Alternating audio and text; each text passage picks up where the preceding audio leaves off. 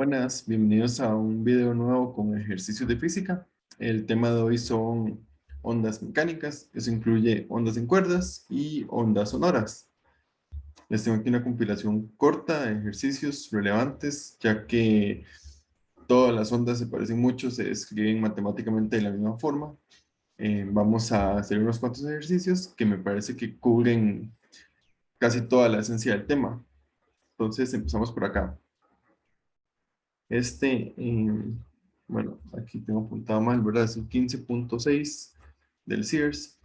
Y dice, la ecuación de cierta onda transversal está dada por esta ecuación que está acá. Entonces me piden determinar la amplitud, la longitud de onda, la frecuencia, la rapidez de propagación y la dirección de propagación de la onda. Entonces, ¿verdad? Recuerden que para una onda en general está la ecuación de onda. Ya sea seno o coseno, la forma es la misma. La amplitud por la función de kx menos omega t. Entonces, la amplitud vemos aquí, que es lo que está fuera de la función. Entonces sería esto, ¿verdad? 6.50 milímetros. La longitud de onda está por ese número, k. Si recuerdan sus fórmulas, k es igual a 2pi sobre la longitud de onda. Esta ecuación aquí está escrita como 2pi sobre 28 y esto está multiplicando a x, ¿verdad? Entonces lo que multiplica a x es k. Entonces aquí sería k es 2pi sobre 28 y también de las fórmulas k es 2pi sobre la longitud de onda. Entonces por comparación directa vemos que la longitud de onda es de 28 centímetros. Para la frecuencia hacemos un análisis similar. Recuerden que la frecuencia angular, la que aparece aquí en la ecuación, es 2pi por f. Y lo que aparece aquí es 2pi por 1 sobre 0.036. Esto es igual a 2pi por f. Si comparan ambos lados, 2pi, aquí está multiplicando a f, aquí está multiplicando a 1 sobre 0.36 segundos. Y la frecuencia es eso, 1 sobre 0.36 segundos. O sea, si lo calculan, les da 27.8 Hz. ¿Verdad? Esto aquí abajo, también si lo ven, tiene unidades de segundo y es 1 sobre la frecuencia, lo cual quiere decir que eso es el periodo, 0.036 segundos. No lo piden, pero sería fácil calcularlo, ¿verdad? La rapidez de propagación, recuerden que hay varias formas de calcularlo. Una puede ser velocidad es igual a longitud de onda por frecuencia, y como ya tengo esas dos unidades, la voy a calcular. Bueno, 28, digamos que lo quiero en metros por segundo, entonces 28 centímetros es 0.28 metros, multiplico por 27.8 Hz y me queda 7.78 metros por segundo. Esta es la rapidez de propagación. Finalmente me piden que determine la dirección de propagación de la onda. Eso sería con la ecuación también. Recuerden que esta ecuación la calculamos para una onda que se mueve en el eje X en la dirección X positiva. Y hacemos la sustitución, la función de onda, en vez de usar eh, X, usamos X menos VT en la función. Eso es porque se mueve hacia la derecha. Entonces, en un tiempo más adelante se va a ver como se veía antes. Por eso es X menos VT. Si fuera en la dirección contraria, yo ocuparía verla como se veía, pero antes en la otra dirección, lo cual sería X más VT. Y eventualmente quedaría KX más omega por T. Entonces, recuerden, cuando el signo es así positivo, eso quiere decir que está en la dirección X positiva. Si el signo aquí es, bueno, cuando es negativo, ahora, si el signo aquí es positivo, quiere decir que se mueve en dirección X negativo. En este caso tenemos negativo, ¿verdad? Entonces se mueve en X positiva, hacia la derecha, como usualmente se definen los ejes. Eso sería este ejercicio. Vamos con el que sigue. Perdón, creo que dejé de compartir pantalla, pero Ok. Sí, aquí ya, ya sé. Perfecto. Ok, vamos a ver. Tenemos este acá, el 1516. Dice, una cuerda de 1.5 metros y que pesa 1.25 newtons está alta al techo por su extremo superior, mientras que el extremo inferior sostiene un peso W. Cuando usted da un leve pulso a la cuerda, las ondas que viajan hacia arriba obedecen esta ecuación. Vean que aquí ponen X, eso quiere decir que X está en la dirección hacia arriba, ¿verdad? Y ya sería el desplazamiento. Es como una onda transversal común y corriente, nada más que la dirección de propagación es hacia arriba y la transversal sería de lado a lado, pero estamos llamándole X hacia arriba y Y de lado a lado. No importa, yo defino los ejes, ¿verdad? Nada más no se confundan que aquí aparece X y están diciendo que se mueve hacia arriba. Ellos están definiendo que el eje X apunta hacia arriba. Entonces, ¿cuánto tarda un pulso en viajar a lo largo de la cuerda? Entonces, ¿verdad? Eso sería en recorrer los 1.5 metros, ¿cuánto tiempo necesita una onda, un pulso para recorrerlo? Y para determinar eso, yo sé que tiene que recorrer esta distancia, 1.5 metros. Lo otro que necesito es la velocidad, ¿verdad? Recuerden que de esta fórmula de movimiento rectilíneo, velocidad igual a distancia entre tiempo, yo puedo calcular el tiempo para recorrer cierta distancia a una velocidad dada, despejando tiempo igual a distancia entre velocidad.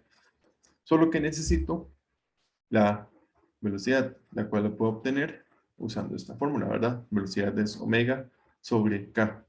Como ya me están dando omega y me están dando k, esta es la más sencilla de hacerlo. Me quedaría esto eh, y al calcularlo me da 15.9 metros por segundo. Vean que esto viene a las unidades omega, está en segundos a menos 1, k está en metros a la menos 1, entonces es metros por segundo lo que me queda acá. Tengan cuidado siempre de ver qué unidades están usando en la función, ¿verdad? Entonces ahora calculo el tiempo, la distancia está en metros, la velocidad está en metros por segundo, entonces al sustituir y calcularlo me quedan segundos. Y dice que tarda 0.0943 segundos, o sea, con costos una décima parte de un segundo. Es una onda que viaja bastante rápido y la cuerda es relativamente corta. Luego me piden el peso W. En este caso, hay que hacer el análisis un poquito, de darse cuenta que si la cuerda está atada al techo y estás sosteniendo un peso, eh, la tensión en la cuerda va a ser igual al peso, recuerda, eso sería simplemente por segunda ley, por tercera ley de Newton, perdón. Eh, entonces, ¿verdad? La tensión es igual a este peso W. Y recuerden que la tensión aparece también en esta fórmula para determinar la velocidad en una cuerda, la cual depende de la densidad lineal de masa y la tensión. Si yo despejo esta fórmula para que me quede la tensión en función de la velocidad y la densidad lineal de masa, me queda esto, ¿verdad? Elevo ambos lados al cuadrado y paso el μ a multiplicar. Entonces la tensión es μ por v a la 2. Y ese es el peso. Ya tengo v, recuerdan, lo calculé en la parte A. Y μ simplemente es la masa total de la cuerda entre la longitud total. La longitud es 1.5. Y me están diciendo que la cuerda pesa 1.25 newtons. Entonces yo puedo calcular la masa de la cuerda a partir del peso. Recuerden que peso es mg. Y si yo quiero m, simplemente divido peso entre g. Y me da esto, 0.128 kilogramos. Ahora vengo acá, pongo m entre L y lo calculo, me queda 0.085 kilogramos por metro. Me quedan estas unidades porque yo m lo despejé en kilogramos y la longitud está en metros, ¿verdad? Entonces eso es lo que me queda. Ahora yo voy a calcular el peso, que es esto de aquí, meto el valor de μ, multiplico por la velocidad a la 2 y me da que ese peso, bueno, la tensión, que es el peso, es 21.5 newtons. Y eso sería la parte B. Esta es una pregunta interesante. ¿Cuántas longitudes de onda hay en la cuerda en cualquier instante? Primero, ocupo calcular la longitud de onda, ¿verdad? La longitud de onda es 2pi sobre k. K me lo están dando directamente, entonces 2pi sobre 172 me da 0.0365 metros. ¿Y cuántas longitudes de onda hay entonces en toda la cuerda? Bueno, tal vez les parezca difícil de determinar, pero si lo piensan bien, ¿verdad? Es simplemente la longitud de la cuerda entre la longitud de onda. Si quieren ver por qué es esto, piensen, por ejemplo, una cuerda que mida 10 metros y una onda con longitud de onda 5 metros. Entonces, si la longitud de onda es 5 metros, ¿cuántas veces caben 5 metros en 10 metros? Sería 2, ¿verdad? O 10, la longitud de la cuerda, sobre 5, la longitud de onda. Si fuera una cuerda de 15 metros y la misma longitud de onda de 5 metros, cabrían 3 longitudes de onda. Y eso se calcularía 15 entre 5, que sería la longitud de la cuerda entre longitud de onda. Y esta ecuación, número de longitudes de onda en una cuerda, pueden siempre usar esta fórmula. Longitud de la cuerda entre la longitud de onda. En este caso, la cuerda es 1.5 metros, la longitud de onda es 0.0365 metros y eso me da 41.1. Eso quiere decir que en toda la cuerda, en todo momento, siempre hay 41.1 ondas completas. Finalmente, en la parte de me dicen cuál es la ecuación para las ondas que viajan hacia abajo de la cuerda. Esto sería básicamente si las ondas llegan arriba, como la cuerda está atada al techo, cuando llegan arriba pueden reflejarse, irse hacia abajo. Y bueno, igual no me piden que calcule nada más que la ecuación para las ondas que viajan hacia abajo. Y verdad, esa ecuación sería exactamente igual a esta, son ondas con las mismas características, el mismo número de onda, la misma frecuencia angular y la misma amplitud, pero si viajan hacia abajo, ya está definido que hacia arriba es kx menos omega t, entonces hacia abajo sería kx más omega t, que se vería así, ¿verdad? La amplitud por coseno de kx más omega t. Y eso sería todo lo que hay que hacer. Tampoco tiene demasiada dificultad de esta parte. Ok, vamos con el que sigue. Muy bien. Este me parece muy interesante porque preguntan algo un poco distinto. Vamos a ver, dice, una onda sinusoidal en una cuerda se describe mediante la función de onda y igual a 0.15 metros por seno de 0.8x menos 50 por t. K y omega, ¿verdad?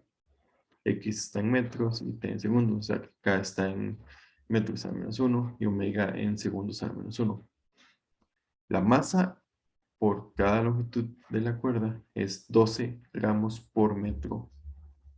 Entonces, primero me piden hallar la máxima aceleración transversal de un elemento en esta cuerda.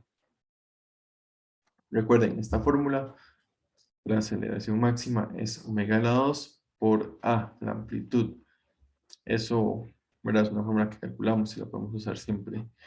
Entonces, omega es 50 y A es 0.15 metros. Entonces, 50 a la 2 por 0.15 me da 375 metros por segundo cuadrado. Esto es porque omega, como le dije, está en segundos a la menos 1 y A está en metros. Entonces, me quedan estas unidades. Ahora sí, la parte interesante. Dice, determine la máxima fuerza transversal sobre un segmento de cuerda de 1 centímetro. ¿Cómo calculo eso? Bueno, si recuerdan cómo se define esta aceleración, van a recordar que es la aceleración transversal, es la aceleración en la dirección transversal, en la dirección en la que se mueven los elementos de la cuerda. Sí, y podemos usar la segunda ley de Newton, fuerza igual a masa por aceleración. Y con esto puedo calcular la fuerza, si ya tengo la aceleración. Yo quiero la fuerza transversal, entonces tengo que usar la aceleración transversal, que sería la que acabo de calcular. Lo otro que necesito es la masa. Y por eso me dicen determine la fuerza sobre un segmento de cuerda de 1 centímetro. Si yo ya sé cuánto es la densidad lineal de masa de la cuerda, puedo saber cuánta masa en total hay en un segmento. ¿Cómo? Bueno, de la definición de densidad. Densidad es masa entre longitud. Si yo despejo masa, me queda densidad por longitud, es la masa. Esto es, ¿verdad? 12 gramos por metro por 0.01 metro, o sea, 1 centímetro. Esto me da 0.12 gramos. Eso quiere decir que en 1 centímetro de cuerda hay 0.12 gramos. Y esa sería mi masa, 0.00012 kilogramos. Uso kilogramos simplemente para que me quede en newtons la respuesta. Recuerden que la fuerza en newtons se define como kilogramos por aceleración en metros sobre segundo lados. Entonces, fuerza igual a masa por aceleración. La masa es 0.00012. La aceleración es 375. En total me queda que la fuerza es 0.045 newtons. Ahora, lo último que me dicen es, establezca cómo se compara esa fuerza con la tensión en la cuerda. La tensión, de nuevo, la puedo obtener de la velocidad y la densidad lineal. La velocidad es omega entre k, lo calculo, me da 62.5 metros por segundo. Ahora, omega 50, k 0.8 y metros a menos 1, segundos a menos 1 me da metros por segundo. Entonces, aquí la densidad de masa la voy a convertir a kilogramos por metro, simplemente para eh, que me quede esto en newtons. Entonces, ¿verdad? 12 gramos por metro, el 1 que 0.012 kilogramos por metro. Por eso esto aquí aparece así. Lo multiplico por eh, la velocidad a la 2 y me da 46.9. Ok, si aquí no aparece el al lado, se borró. Cuando lo calculé, si estaba, estoy seguro. Entonces, un segundito nada más para corregir esto. Ahí está. A la 2. Bueno, eso se ve horrible. Es que no tengo mi lapicero. Me van a disculpar. A la 2. Ok, eso lo mejor que vamos a hacer con un mouse. Entonces, 46.9 newtons. ¿Cómo las comparo? Bueno, en física comparar dos cantidades con las mismas unidades se hace con la razón entre ellas. Entonces, tensión entre fuerza, ¿verdad? Fuerza sería la fuerza transversal y la tensión la que acabo de calcular y me da 1042. ¿Eso qué quiere decir? Prácticamente que la tensión es aproximadamente 1000 veces la fuerza transversal.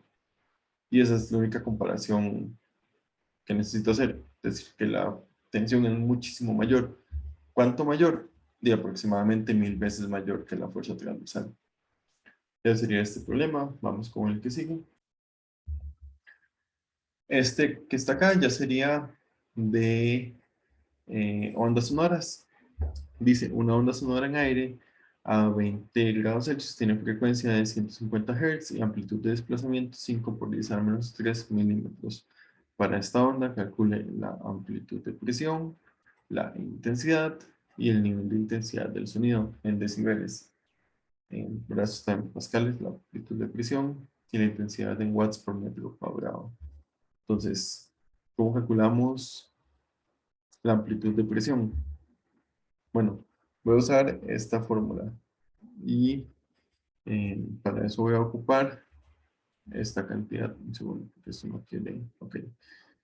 Voy a ocupar esta cantidad que está acá, el módulo volumétrico del aire. Eh, Esto lo puedo buscar en una tabla a 20 grados Celsius, corresponde a 1.42 por 10 a la 5 pascales.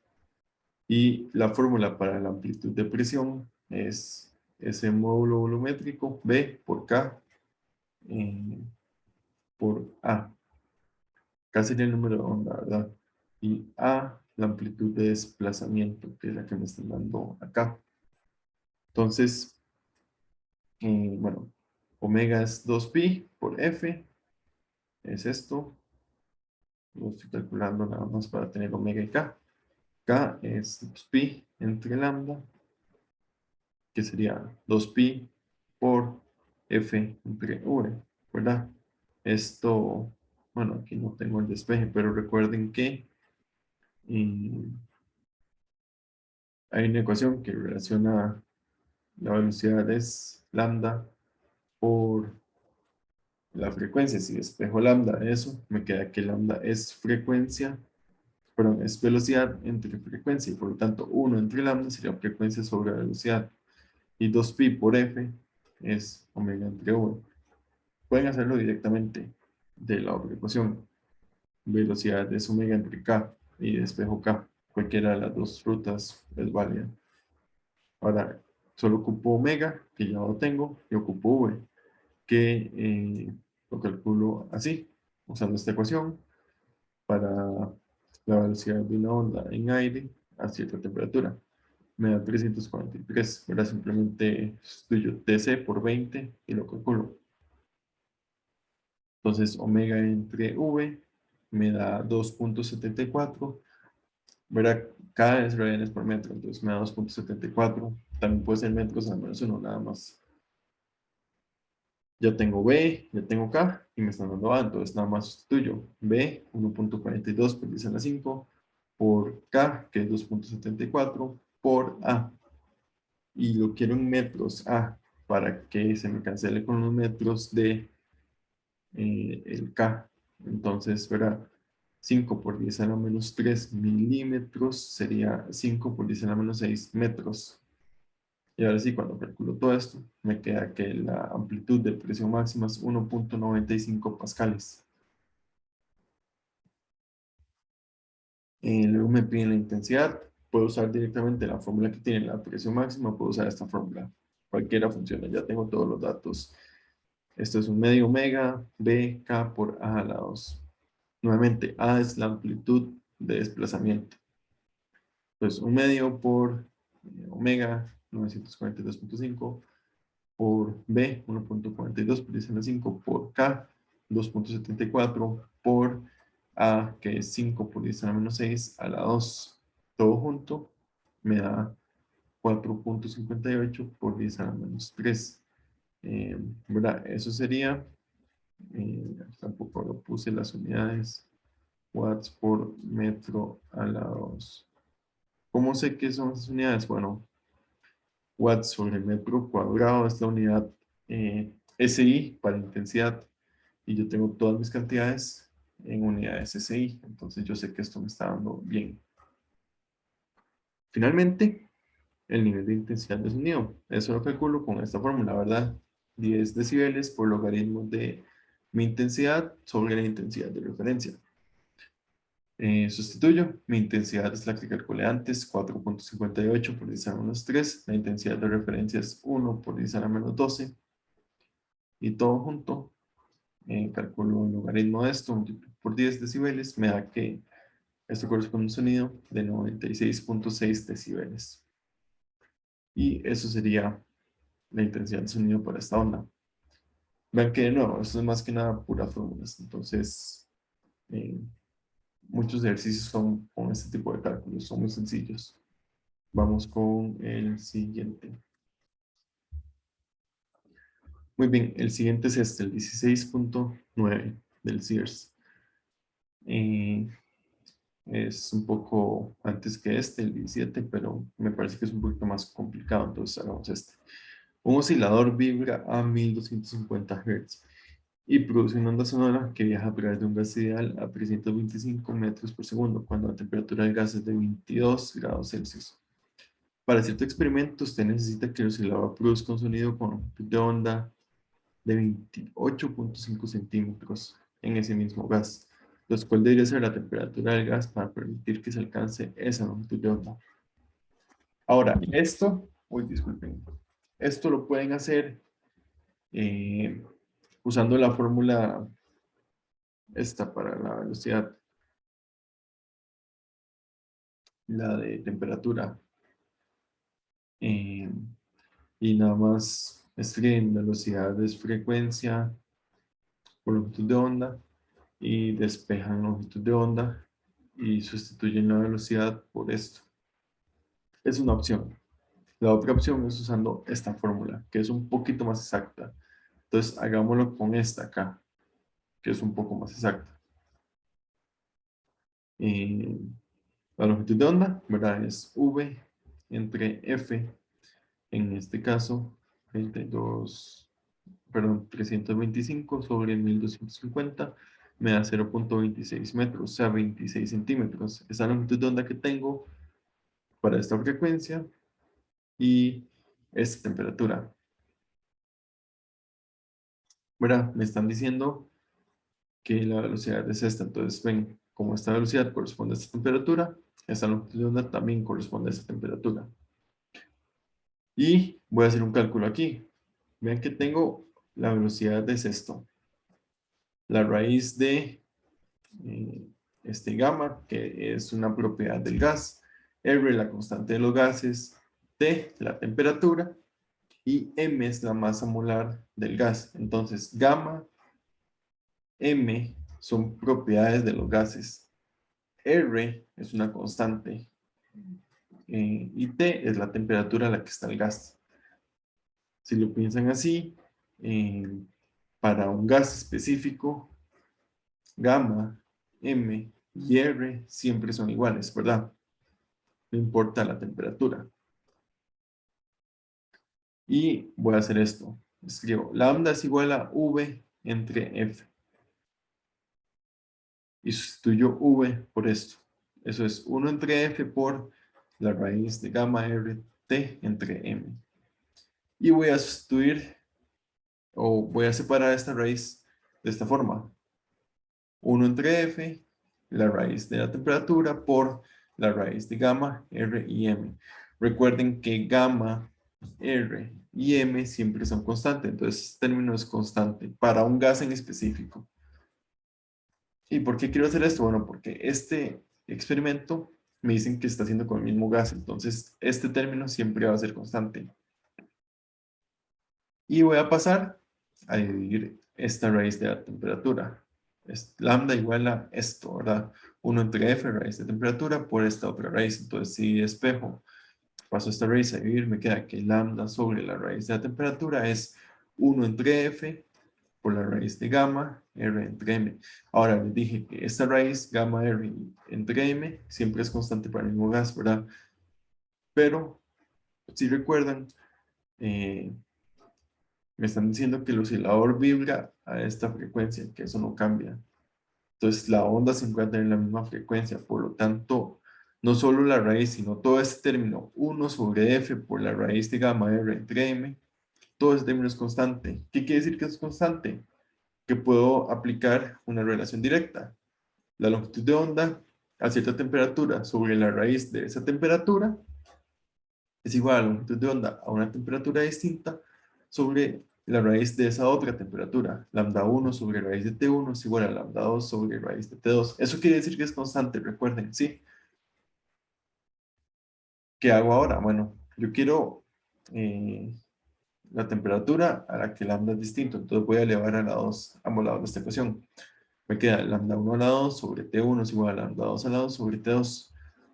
Y ahora, ¿verdad? Yo sé que T1 es 22 grados Celsius, que corresponde a 26 centímetros de longitud de onda. Y quiero saber, para que este otro lambda sea 28, qué temperatura ocupo. Entonces voy a despejar T2, ¿verdad? Mando esto a multiplicar, mando esto a multiplicar y esto a dividir.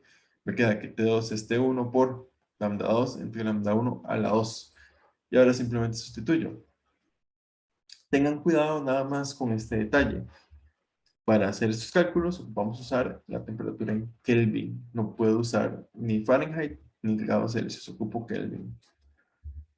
Entonces, aquí tengo la temperatura en Kelvin, ¿verdad? Nada más sumo 273.15 a esto. Entonces, la temperatura 1 por lambda 2 es la longitud de onda que quiero y lambda 1 es la que estaba al inicio, entonces sería 28.5 entre 26. Todo esto está a la 2. Me queda que esto es 354.6 Kelvin, lo que corresponde a 81.4 grados Celsius. Y esa es la temperatura que se tiene exactamente esta longitud de onda. Y sí, eso sería este problema.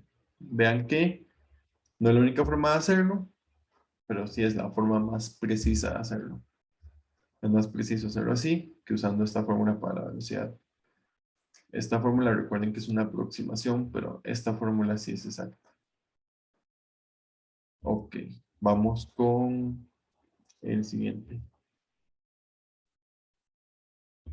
Estos últimos dos que quedan es sobre intensidad de sonido, entonces son bastante rápidos. Vamos a hacerlos aquí en un toquecito. Dice el 1620 del SIRS, la intensidad debido a varias fuentes de sonido independientes se la suman las intensidades individuales. Entonces, cuatro trillizos lloran simultáneamente. ¿Cuántos decibeles es mayor el nivel de intensidad de sonido que cuando llora uno solo? ¿Qué quiere decir esto? La intensidad debido a varias fuentes de sonido independientes se la suma a las intensidades individuales. Bueno, vean. Como me están diciendo que son cuatrillizos, voy a asumir que todos los bebés lloran más o menos con la misma intensidad de sonido. Voy a decir que es I. Entonces, eh, ¿qué pasa? Vamos a calcular la diferencia entre este I cuando es 1 y cuando son 4. Entonces, ¿verdad? Primero, ocupo una forma de calcular eso. Entonces, voy a escribir esto. El nivel de sonido que corresponde a una intensidad, o sea, beta 1 sería este, ¿verdad? 10 decibeles, logaritmo de esa intensidad sobre la referencia. Para una intensidad distinta, el nivel de sonido sería uno distinto. Entonces, beta 2 es 10 decibeles, logaritmo de esa otra intensidad entre la de referencia. ¿Y qué pasa cuando calculo la diferencia entre ambas? Bueno, me queda 10 decibeles, el factor común, y está multiplicando el logaritmo de la intensidad de este menos la intensidad del otro. Recuerdan propiedades de logaritmos, la resta de logaritmos es el mismo que un logaritmo de una división. Sería 10 decibeles, logaritmo de I2 sobre I0 entre I1 menos I0. Vean que esto está restando y entra dentro del logaritmo, como son el mismo logaritmo, entra a dividir todo junto. ¿Qué pasa? Bueno, esto me queda I2 por I0 sobre I0 por I1. Cancelo los I0s. Me queda que la diferencia entre 2 y 1 es 10 decibeles, logaritmo de I2 sobre I1. Esto es delta beta, ¿verdad? Sería la diferencia en niveles de intensidad. Ahora sí, hagamos el caso que me dicen aquí de los cuatrillizos. En este caso, digamos que un cuatrillizo, solamente uno, tiene una intensidad I1. Y todos juntos me están diciendo que se suman. Entonces, la intensidad de 4 cuatrillizos sería 4 por la de uno solo. Eso es lo que quiere decir acá. La intensidad debida a varias fuentes de sonido independientes es la suma de las intensidades individuales. Entonces, si tengo 4 bebés, todos lloran a una intensidad I1, la intensidad total sería la suma de esa. I1 más I1 más I1 más I1, o sea, 4 veces I1, ¿verdad? Y calculo la diferencia de sus niveles, que sería la total entre, ¿verdad? Sería 10 decibeles logaritmo de la intensidad total sobre la intensidad de uno solo. Esto me queda 10 decibeles por logaritmo de 4, que me da 6 decibeles. Ahora, vean esta segunda parte. Para aumentar el nivel de intensidad de sonido, para aumentar el nivel de intensidad de sonido, otra vez el mismo número de decibeles que en A, ¿cuántos bebés se necesitan? Entonces, de un bebé a 4 bebés, aumentó 6 decibeles, ¿verdad? Si quiero volver a aumentarlo, 6 decibeles más, ¿qué ocupo? Bueno, si yo quiero que la diferencia entre dos niveles sea 6 decibeles, yo ocupo que la segunda intensidad sea 4 veces la primera. Si tengo un bebé, tengo que pasar a tener 4 bebés. Y ahora, si ya tengo 4 bebés, para volver a subir la intensidad de sonido en esa misma cantidad de decibeles, ocupo tener 4 veces más bebés. Entonces, ahí, aquí yo puse un 16, no sé por qué. Esto era, ¿verdad? 16. Perdón, se puso un 12, no me acuerdo qué momento me equivoqué. Ok. ¿Verdad? Un bebé, ocupo que sean 4, lo multiplico por 4. Si ya tengo 4 bebés, ocupo que sean 16, lo multiplico por 4. Y esa sería la respuesta de acá. Ahora hagamos este que es muy parecido. El 21 dice, la boca de un bebé está a 30 centímetros de la oreja del padre y a 1.5 metros de la oreja de la madre. Vamos a decir papá y mamá porque eso suena un poco raro. ¿Qué diferencia hay entre los niveles de intensidad de sonido que escuchamos? Suena muy formal lo que quiero decir. Yo digo papá y papá, no digo padre. Ok, entonces, eh, voy a decir que el papá es 1, porque lo puse que aquí, que el papá está a 30 centímetros y la mamá está a 1.5 metros. Entonces, la intensidad que escucha el papá, ¿verdad? A esa distancia sería la intensidad con la que llora el bebé sobre la distancia de la 2. Y la intensidad que escucha la mamá sería la intensidad con la que llora el bebé sobre la distancia de la 2. Y con esto puedo calcular cuál es la razón entre esas dos intensidades. La intensidad que escucha el papá sobre la intensidad que escucha la mamá. Sería esto. Y si lo acomodo, ¿verdad? Me queda I de la intensidad del bebé por R2 sobre la intensidad del bebé por R1 a la 2. Me queda esto. I1 sobre I2 es R2 a la 2 sobre R1 a la 2. Y calculo la diferencia del nivel sonoro. El papá está más cerca, ¿verdad? Entonces el papá es el que va a tener mayor nivel de intensidad porque tiene más intensidad. Entonces voy a definir el delta beta como 1 menos 2 para que me quede positivo. Si lo hacen al revés, no importa, pero les va a quedar negativo, ¿verdad? Porque es mayor 1 que 2. Entonces, igual, ¿verdad? Recuerden, beta 2 menos beta 1 es I2 entre I1. Entonces, beta 1 menos beta 2 sería I1 sobre I2, que sería R2 a la 2 entre R1 a la 2. Entonces, esta diferencia en niveles de intensidad sería 10 decibeles por logaritmo de R2 a la 2 entre R1 a la 2, que sería 10 decibeles por logaritmo de 1.5 a la 2 sobre 0.3 a la 2, que serían unos 30 centímetros, ¿verdad? 0.3 metros.